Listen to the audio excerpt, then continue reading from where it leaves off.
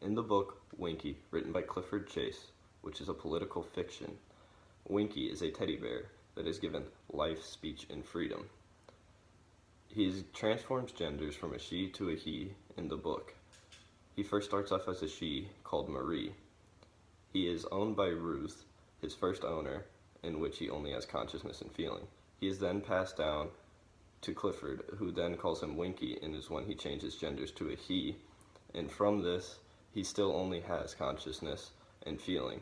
But one day, when he's been left on a shelf for many years and given up that anyone will ever come back for him and acknowledge him, he's met by a mysterious force that grants him 3 wishes.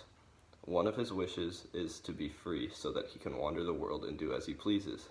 He wanders into wilderness and lives here for many months, and he finds a cabin that they seek shelter at. But whenever he first arrived at this cabin, there was a dead man, which was the terrorist of the town that was sending bombs and bomb threats to it.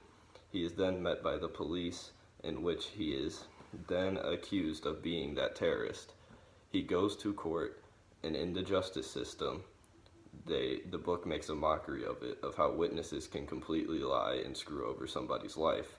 One of which they call the Pope, and the Pope says,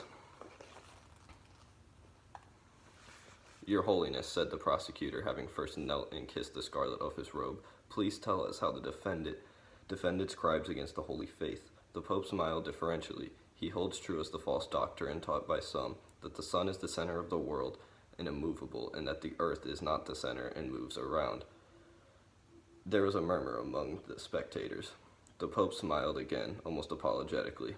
"Expressingly contrary to the divine and holy scripture, the doctrine is calculated to injure our faith."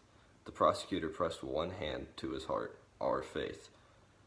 The Pope closed his eyes and gravely nodded. The spectators gripped more tightly to the plastic arms of their chairs. So, from this passage, you can see how this book makes fun of how the justice system works and how witnesses can lie. This is a great book for that.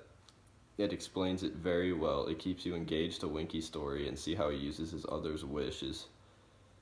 He has already used up all of his wishes, though, by the time that he has made it to the court, so you have to see how he fights his way through that.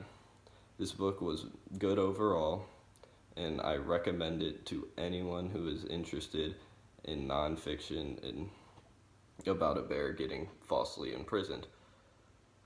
And